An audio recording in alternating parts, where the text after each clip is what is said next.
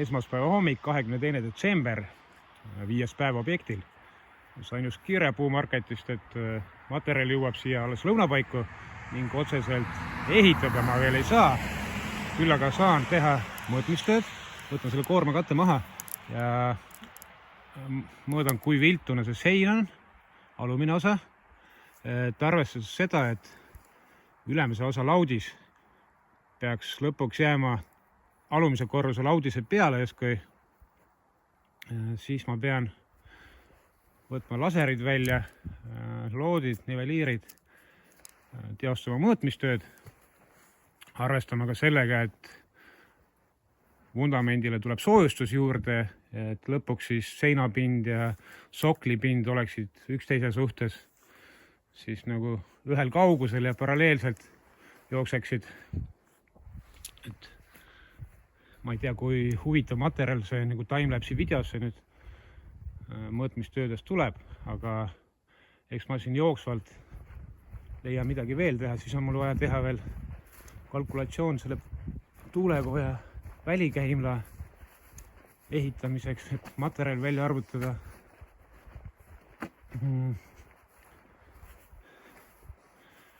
Nii et ma arvan, et tegevust jätkub.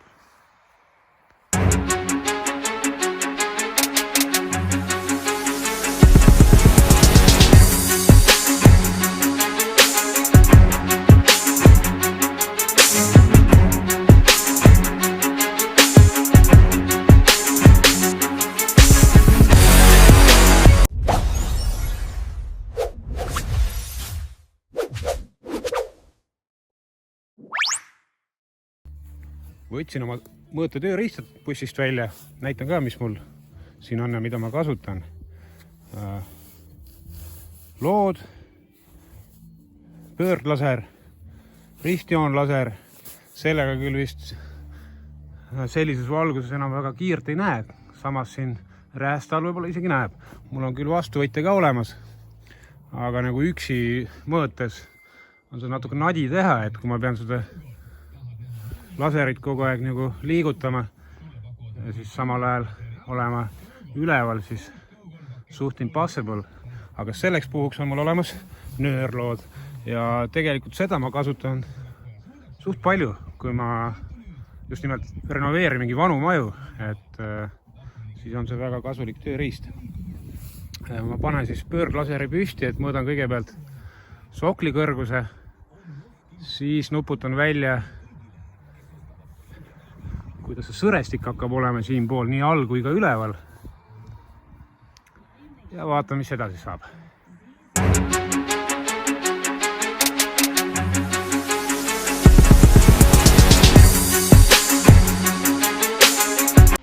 Nii, panin siia ristjoone laseri, et vaadata, kui sirge või viltune see sein on. Aga siukse päevavalgusega seda kiiret väga hästi näha ei ole. See räästa all küll natuke on, et see on natuke ähmasem, aga see mind väga ei aita.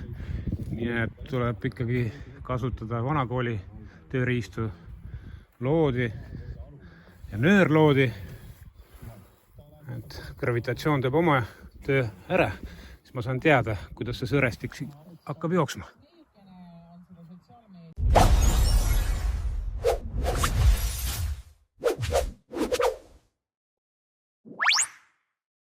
Nii, mõõtmistöödega jõudsin ühele poole ja nüüd mul pilt selge, kuidas ma pean edasi tegutsema, aga mida mul ei ole veel materjal kohale jõudnud, nii et väga palju teha ei saa.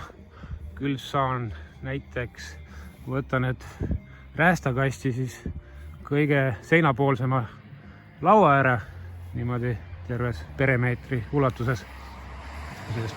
Sein kasvab ja see laud jääb ette, üks laud jääb kindlasti ette. Samas on mul mõned 50x200 brussid olemas. Ma arvan, et ma teen nendest ülemise seina siis alumise vöö sellest. Alustan millegiga ja siis vaatan, mis sellest välja kujuneb.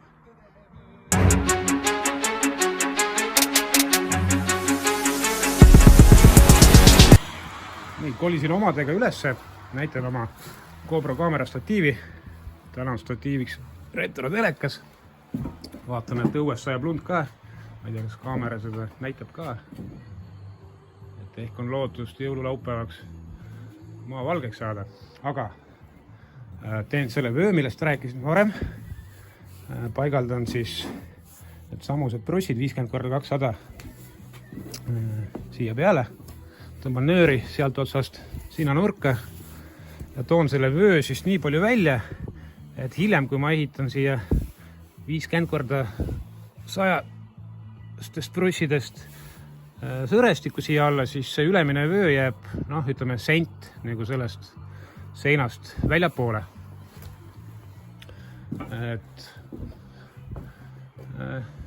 Et hakkan tegutsema.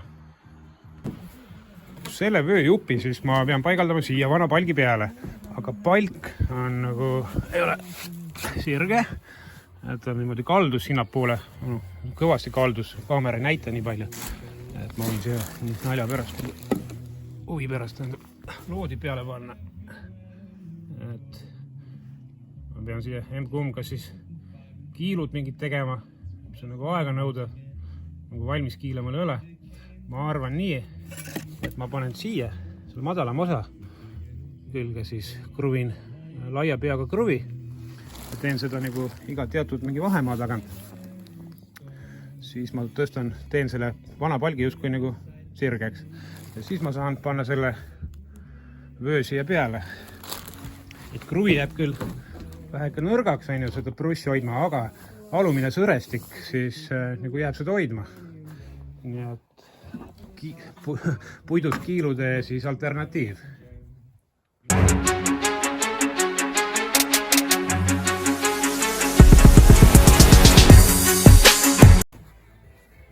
Nii, sain selle vöö siia kinni. Näitan ka, et see loodis ka. Teisel pool on mul ka see vöö ühe kruviga kinnitatud. Ma tõmbasin nööri nüüd sealt otsast siia. Siis ma saan sirgelt jooksma panna. Puumarketi rekka autojuht helistas, et varsti jõuab kohale. Väga hea. Ja aina tihedamaks see lumesadu muutub, mis on ka rõõmustav. Materjal saabus. Siin on korralikud kartulivaad, loodame, et ta siia kinni jää. Ja saab tõsta mulle võimalikult maja lähedale, siis vähemalt puitmaterjali. Siin on siuke puumarketi saadetis, väga uhke nimi, Legrand. Ei tea, kas see on minu jõulukink. Säh sulle, polegi jõulukink. Hoopis vahupudelid on sees. Nii, materjal jõudis kohale. Nüüd on tööpõld lai, aga hetkel jätkan selle vööga siin.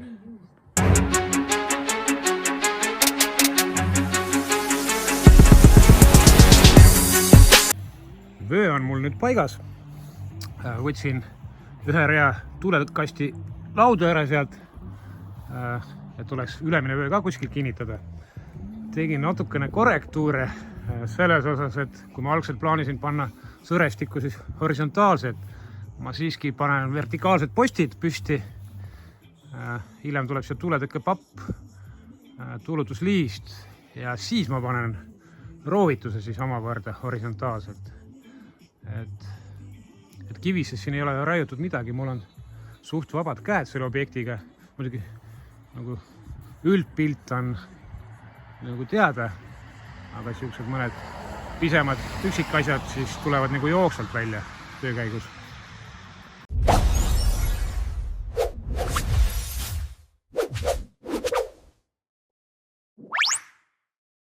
Nii, tegin endale väikse tellingu moodi asja, et ma saaks hõlpsamini seal üleval askeldada. Redeli peal natuke ebamugav, aega nõudev. Tegutsen edasi. Ülemine vöö on ka pandud. Nüüd jätkan postidega.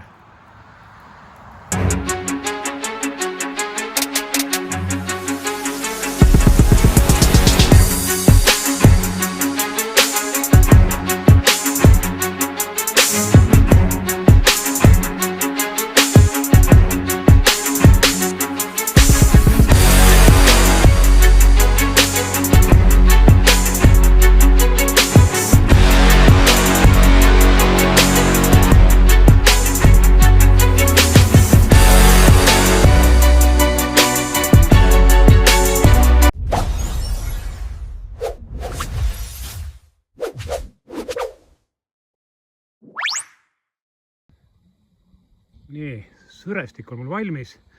Nüüd mul jääb veel ainult konserveerida see ülemine osa koormakattega ööseks ja tööpäev ongi läbi.